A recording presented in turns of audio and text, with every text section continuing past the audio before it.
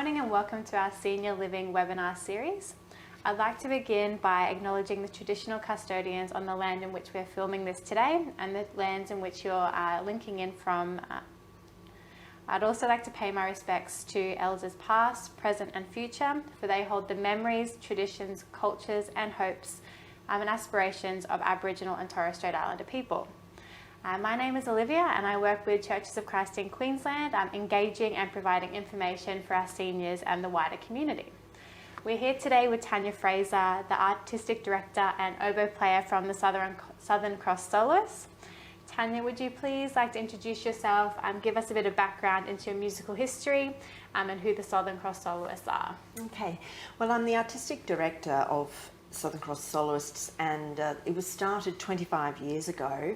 My predecessor, Paul Dean, started the ensemble and invited me to join it 20 years ago. Amazing. So I've been in the ensemble for 20 years and we are a company in residence at QPAC, which means we perform 3 concerts a year on the QPAC stage. We also own and run the Bangalow Music Festival, which is in northern New South Wales. Beautiful part of the country. Besides those sort of major projects that we do every year, we also run quite a lot of education programs for children, for tertiary students, for emerging professionals, and then of course we also do a lot of work for the elderly, and we've had a relationship with the Churches of Christ for the last few years where we have been performing for their residences in various aged homes around regional Queensland. Yeah, definitely, and I know we went out to Warwick and Little Mountain and to Boona, and the residents and the community out there very much welcome classical music because it's not something that they often get to enjoy live, especially. But yeah, so it was a fantastic concert series, so thank you so much. Oh, well, we really enjoyed it. Unfortunately, last year we could only send one musician along with a live broadcast that we'd done because of the restrictions of COVID. But the year before we sent the entire ensemble, and we found it to be the most rewarding experience. The audience was so enthusiastic, and you know, and part of our when we perform, we always like to have a very strong communication with the audience, and then we meet them all for coffee afterwards and spend about half an hour talking to them about their own lives and their times they remember when they were musicians themselves. And that probably perfectly brings us into kind of what we're going to chat about today. So we're talking about the cognitive benefits of music, especially with our older Australians. So Tania, can you just give a broad overview of what this impact does have to our brains and to us as people? Well, it's becoming a larger and larger study. Neuroscientists and psychologists and all sorts of researchers are trying to find out how music affects our brain. It seems to be a question that has no definitive answers yet, but they are having more and more success in research, and as a result, a lot of that research is being used to aid people in aged care, particularly at the moment with more serious patients of Alzheimer's or dementia. That is where the music therapy research is really helping, and also with Parkinson's. But in general, and I can go into more detail about that, but in general it's helpful for everybody. And that starts from babies all the way up to the oldest people. That's the phenomena of music. But before we go into that more general subject, with specifics with Alzheimer's, dementia, well, those two in particular, what they have found is that the part of the brain that has a memory for music, particularly music they learned when they knew when they were younger, it's one of the last parts of their brains to deteriorate. And so they will remember that song. That song will have an incredible effect on their lighting up parts of their brain of recollection, and they've been able to prove that with actual, I suppose, brain scans. MRI imaging. While it's actually happening, and then that in turn, what they've found is it's very therapeutic for these people suffering from this. It can be a relaxing thing for them because there's a lot of anxiety related with dementia patients. So it stimulates their memory. 2, it gives them enjoyment, and 3, it gives them a sense of relaxation and well-being. And in some of the information that you had sent through, it kind of spoke about how much of a connection it could have between, say, a carer and someone that was suffering with dementia, that it kind of brings them together and can bring them back to, if it was a husband and wife per se, memories of when they were younger, and it's kind of can really change those relationships. So. It's amazing. You know, I often talk about music, how it can describe something without words. So a good example I usually use with students or tertiary students is with movies, because you know, a movie without music just wouldn't be the same. No. One of the best examples of that is the Jaws thing. So you just get that music and you start to feel like your toes are going to get bitten off by a shark, and it's just really, really scary. 100%. Likewise, let's take your Star Wars love scene with, you know, was it Harrison Ford and Princess Leia. Princess Leia, And then they have the gooey love scene music, and so you know what's going to happen. And no one had to tell you that. No. And so that ability of music to somehow, in a split second, paint an atmosphere, paint a feeling, and then it can go right to the human soul. And so for example, like you're saying, with an Alzheimer's patient and their partner or carer, that can be a way for them to link and recover something that they'd lost. Perfect. And you touched earlier about Parkinson's was another... so this comes into the other aspect of music that has always, for me, been fascinating, because it comes from birth. It comes when you study every race since the beginning of time. Every culture, every race, they have this need to move to a beat. That is usually accompanied by music and singing and dancing, and this need to have a beat. Whether it comes from when you're in the mother's womb and you've got that heartbeat really, really strong, or I'm not sure what else it's related to, but they have actually found, so rhythm therapy also for Alzheimer's and dementia, but particularly for Parkinson's disease, they've been doing studies on it, and it has really helped them. Maybe it's because when you are performing music, you are actually doing the perfect yoga.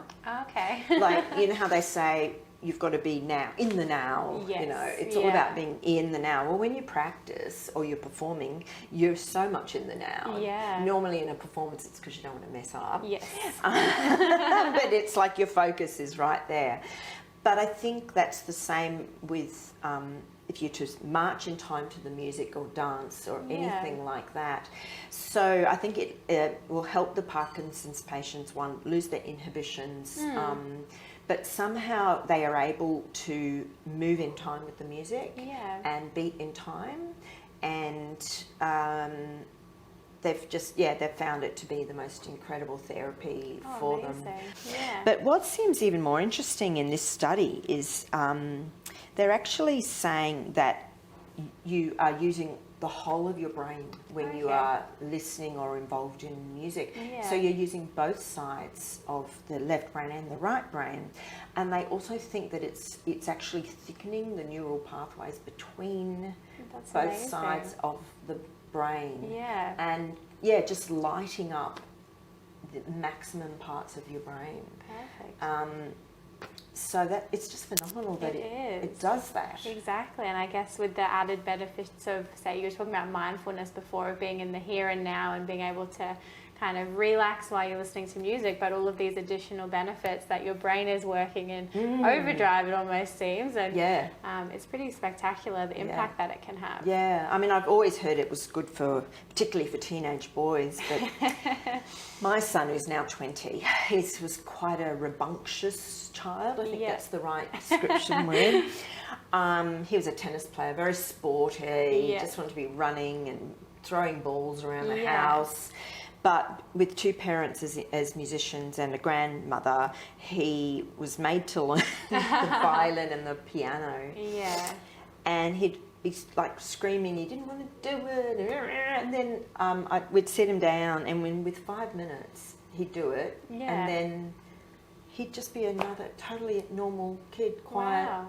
All of that craziness disappeared. Yeah. And it was really therapeutic for him. Yeah, definitely. And now he's 20 and he's not doing music, but he practices piano and violin all day long. Oh, amazing. And he loves it. Oh, good. Yeah. Perfect. Well, it really can, go cross-generational. It's important at every phase of your life, it seems. Yes, I think so. Yeah, and it's a shame people finish when they finish high school. It's a shame they don't try to keep doing it in some way. Yeah, definitely. In some way, shape or form. And I guess another benefit of music is the social connectedness. So Yes. listening with other people and kind of finding similar interests. Well, this is where it comes right back to the start. Even before language, cavemen, I don't know, what's the proper scientific, prehistoric man. Yes. This is my point, that it's in our DNA. Prehistoric man used rhythm, used music, used dance, used song. Yeah. Even before they had languages. Yeah. And I think that what they found research is that they would come across a different tribe. They wouldn't be able to communicate, but they did communicate through music. Yeah, amazing. And this is even further along. I was studying the Silk Road because we were doing a project about music along the Silk Road. And I hadn't I'd been a history buff at school, and I knew all about the trade and the political, ramifications of the Silk Road. But it wasn't till I studied the music on the Silk Road, that I found out that, well, first of all, they took musicians with them. Okay. Because when they would come across a really scary warring tribe, they were able to use music to try to find common ground and soothe each other. Musical instruments then also became traded on that Silk Route. That's probably why, instruments came from Europe. Chinese instruments came back to Europe. Yeah. There's a whole big cross-fertilisation of music, both instruments and what they did. And they used that all the way through to connect, because you can imagine how many different languages there would be on that Silk Route. So it's, I suppose you could almost say it prevented all sorts of conflicts. And then even today, I think the one thing that does unify the world and people aren't arguing about is, again, music. Yeah, definitely. Music. We all have different tastes. Exactly. But, you can't politicise it. No. And I think people just get that fantastic enjoyment out of it. And something you were saying before about remembering something, I've had a lot of audience members come up to me, like all the time actually. It's often quite sad, because they'll sort of say, I loved that piece. You know, my late husband, it was his favourite piece, and I just sat crying during that whole piece in the concert, and I'm like feeling really bad, but that it was actually a joyful experience for them. No, definitely. It brings back fantastic memories. A bit like smells do, you know. And it was very interesting when we did take Jonathan on the Southern Cross tour when we had the digital concert. Just the difference, the people really, really enjoyed it, but they said there's nothing like watching live music, and there's really, you can listen to CDs and things like that, but really watching musicians live is just a whole other experience. So it just brings people together in an audience, and it's amazing that they can connect to you. Absolutely. I think also with the live, when you watch someone perform live, I had the same experience actually going to watch the Brisbane International Tennis. Or I was luckily enough, before they closed it, the practice sessions, I got to see Andy Roddick practicing. And as a professional musician, I found that fascinating. First of all, to be that close.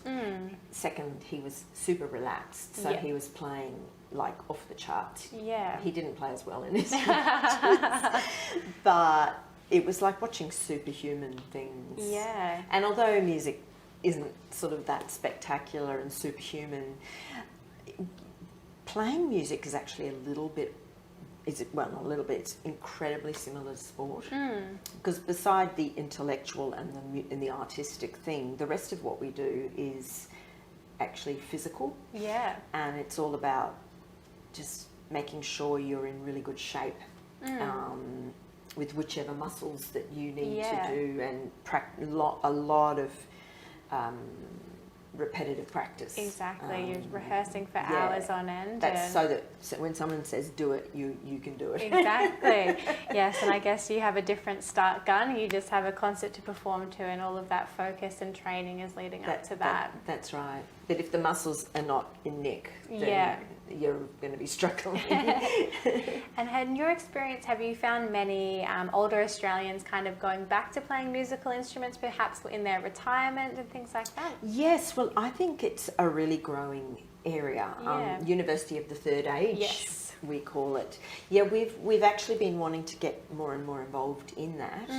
I have got connections with a group there's quite a good chamber music society for older, for mature age adults to get involved in. But I do think it's an incredibly therapeutic hobby to have. And likewise, dancing is also having a sort of a second wave. So many really high quality dance schools only for adults. Oh, perfect. Excellent.